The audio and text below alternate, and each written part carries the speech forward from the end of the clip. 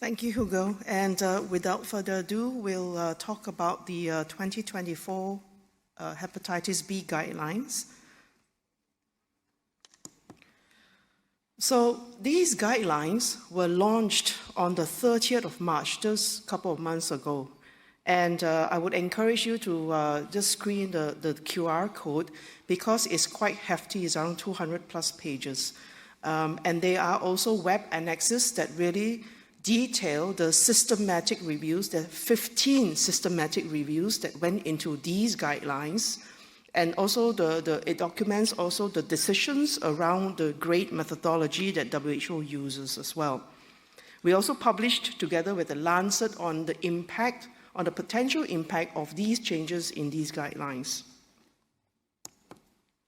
So just a reminder about the distinctive features of WHO guidelines and how it differs from other guidelines in this field, in the hepatitis field, which are made generally by professional associations.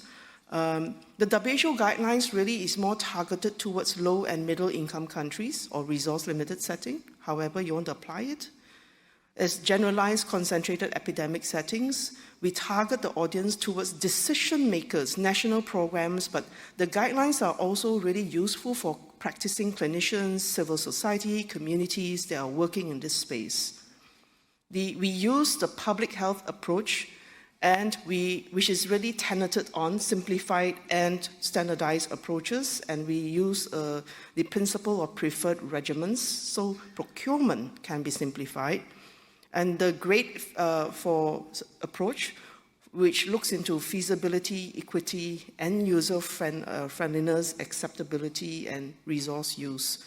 Really importantly for WHO guidelines is really that we involve the people that we are serving, which is low and middle income countries, program managers, and community members and affected peers and civil society are also part of the guidelines committee representation. Now, hepatitis B, it's kind of a new program. The first guidelines for hepatitis B globally was released in 2015. Now, we are now today in 2024. You will say, what happened over the last almost a decade now? So in 2020, there was also a fairly significant update on the use of antiviral drugs for prevention of mother-to-child transmission for hepatitis B. But why the need for hepatitis B guidelines today? It's also because we have still major gaps in testing and treatment update. Hugo talked about the substantial 304 million people with viral hepatitis B and C living with hepatitis B and C across the whole world. There are 254 million people living with hepatitis B. And we have only, to date, the latest reports, only 13% are diagnosed, and only 3% have received treatment for hepatitis B. So we still have a really long way to go. So these major gaps help us to necessitated a relook into what the guidelines were doing. The other thing, we had a lot of complaints that the guidelines were complex. So in these guidelines, we have progressive simplification. And over the last almost a decade, there were starting to be studies with research, with communities and national programs that looked at regional differences, both in demographics and epidemiology. What we realized is that 25% of all hepatitis B positive people in sub-Saharan Africa were less than 20 years old. We didn't know that when we started it in 2015. Liver cancers are happening at a much younger age in sub-Saharan Africa. There was also emerging evidence of ongoing hepatitis B DNA integration and how it causes liver cancer. There was significant rate of ongoing new infections through mother-to-child transmission of hepatitis B in sub-Saharan Africa because most countries do not have a timely birth dose of hepatitis B vaccination. There's now more cohort data also from other developing countries. And we've been working near a decade trying to get access to hepatitis B DNA in most low middle income countries, and there's still access challenges and cost is still very high.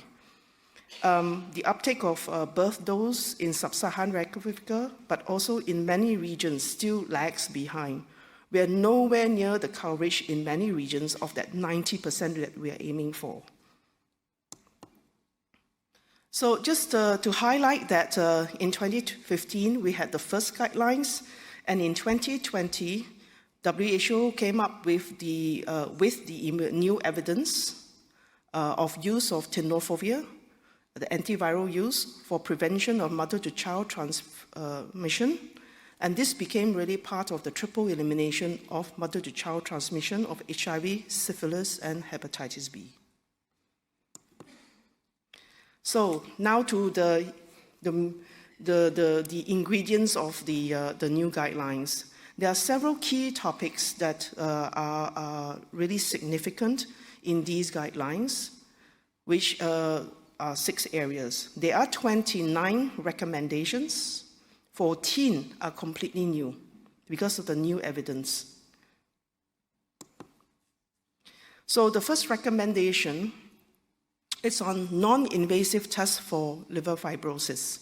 So we have, since 2015, recommended the use of APRI, the APRI index, as the preferred non-invasive test to assess for the presence of fibrosis or cirrhosis among adults in resource-limited setting. We have now also included transient elastography, which could be preferable non-invasive test where resources are not a constraint, because transient elastography is still fairly expensive in most settings. The new recommendation in this area is really to include the staging of fibrosis of F2. If there's an evidence of significant fibrosis, and this is based on an APRI score, or using transient elastography and cirrhosis of F4, and then basically these are important diagnostic criteria for fibrosis. Secondly, what is really significant for this guideline, and this is, I would say, almost a paradigm shift, is really about who to treat. The treatment is now recommended to all adults and adolescents aged 12 with chronic hepatitis B, including pregnant women and girls and women of reproductive age. So those 4 criteria that you see, it's an or. So it's rather an evidence of significant fibrosis, which is 20 to 25% of those that are infected, or the presence of hepatitis B DNA more than 2,000, and an ALT level above upper limit of normal, which is 20 to 35% of those that are infected, or the presence of co-infection, such as HIV, hepatitis D or hepatitis C, family history of liver cancer or cirrhosis, immune suppression, comorbidities such as metabolic-associated steatotic liver disease, or extrahepatic manifestations. This is about 5% or 5 to 8% of those infected, or in the absence of access to DNA assays, if you see in the clinical setting persistently abnormal ALT levels, and this is around 20% of those that are infected. So you can see that instead of one criteria, we've expanded to fairly a broad range of criteria that can be adapted to many clinical settings in different countries and at the different levels. So the key message basically from the expanded treatment eligibility is really now focusing on who to treat. so we include all age groups, it will mean many more people that can get into treatment, and the decision point will be at the clinical level. It will also mean that many more pregnant and non-pregnant women can be provided treatment for their own health, and not only access to antiviral drug use only for pregnancy. So these 4 and/or options for meeting the treatment eligibility will capture the very significant, almost 50% of all hepatitis B infected people versus 8 to 15% previously. So very importantly is the use of non-invasive tests, the EPI and the transient elastography, which is really about trying to pick up earlier fibrosis so that we can reduce the risk of liver progression, cirrhosis, cancer, and death. Really significantly is for the first time, WHO also has now the modeling techniques that can help countries and explore the impact of changing this criteria and what it means to treatment needs. Why do we do this? It's because every government, every national program will require decisions on how much drugs to procure for that year. It's to be practical.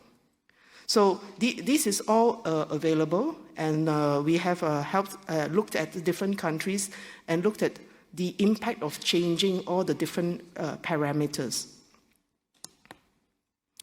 So from the original 2015 algorithm to the 2024 new algorithm, you can see that there are really changes in the algorithm.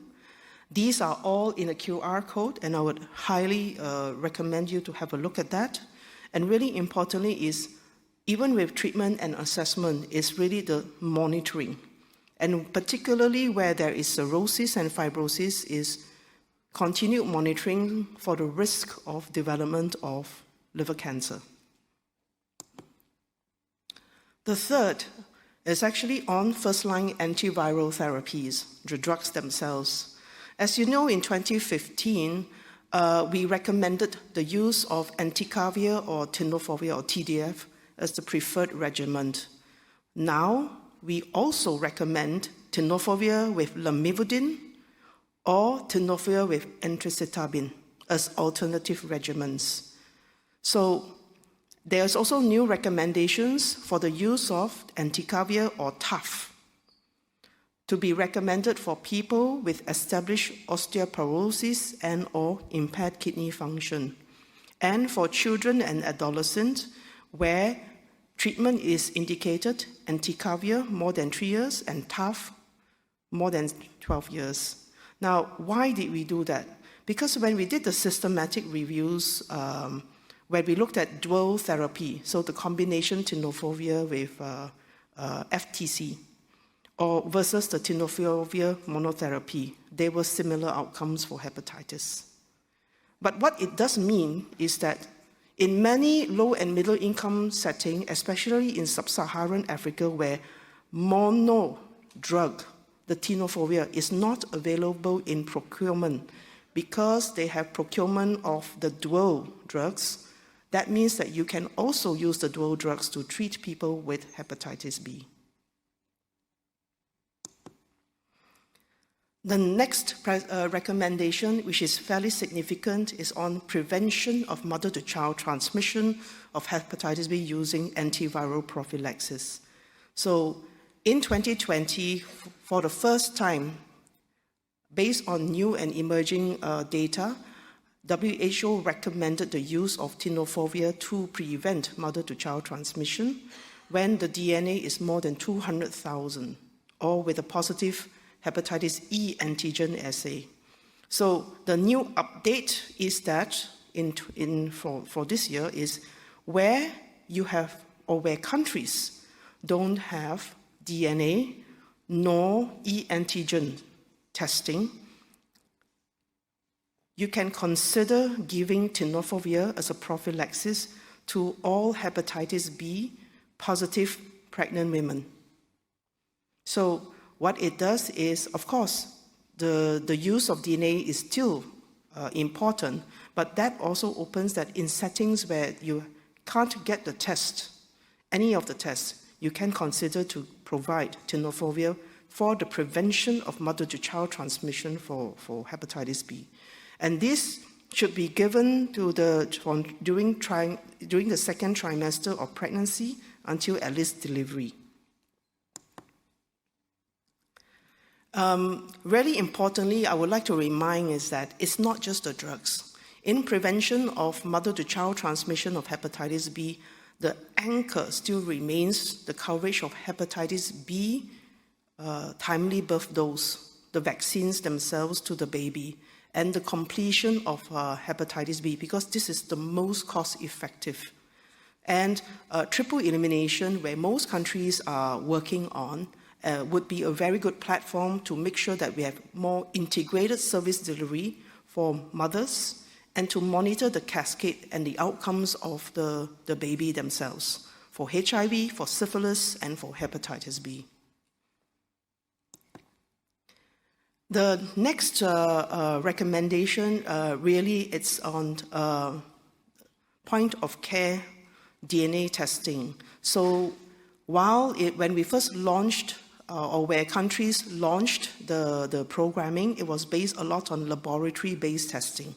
But now we have point of care nucleic acid testing assays. There are alternatives in our market. And really importantly is that point of care and reflex hepatitis B DNA testing really encourages a high uptake of treatment initiation.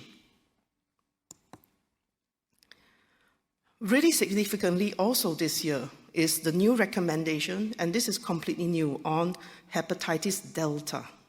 Because we started to recognize that some countries have a very high co-infection rate of hepatitis B and D, where progression of the liver disease is much, much worse, and cancer as well as liver failure. So the serologic testing is recommended, and countries can decide whether they use the universal testing approach or the priority population approach in countries that have a high carriage or high co-infection background. The available commercial anti-hepatitis D and molecular PCR assays have good diagnostic accuracy and they correlate well. The only thing around this space is that there's a limitation in gold standard assays, and we don't have an RDT right now. So when countries actually decide on the testing and all reflex testing of hepatitis delta, we need to really look and understand what the laboratory part would be. So there is a strategic choice for countries to think about what to use or where to use laboratory-based assays and point-of-care net platforms. And there is an opportunity for using the multiplex testing platforms as well. Now, lastly, in terms of implementation, there is no country that has actually scaled up hepatitis B testing and treatment as a public health approach well. So we are still fairly nascent in our global response, regional and country responses for hepatitis B. But we have seen that there's a range of hepatitis B service delivery model. What is important for service delivery for hepatitis B is, the first is move treatment out from just tertiary specialist centers. We need to decentralize. There is 254 million people with hepatitis B. We don't have that many GI specialists and hepatologists in the countries. So it's important to make sure that we try to decentralize and get GPs trained as well at the primary health care. So in implementation priorities, today in every country, every region, we have similar challenges as well. But most importantly is, like HIV, is test, test, test, test. Test in any potential opportunity in all health programs, in other health programs, so that we can do case finding and link them into treatment. And really importantly, it's about education and involvement of the communities and civil society and capacity building of healthcare workers, because hepatitis still remains quite a gap of education for healthcare workers. I'll stop here. I would like to thank you and just remind everyone that World Hepatitis Day is on the 28th of July, which is Sunday. And WHO will be having the webinars on Monday, and we welcome you to the webinar, the global webinar for hepatitis. And we'll celebrate World Hepatitis Day soon. Thank you.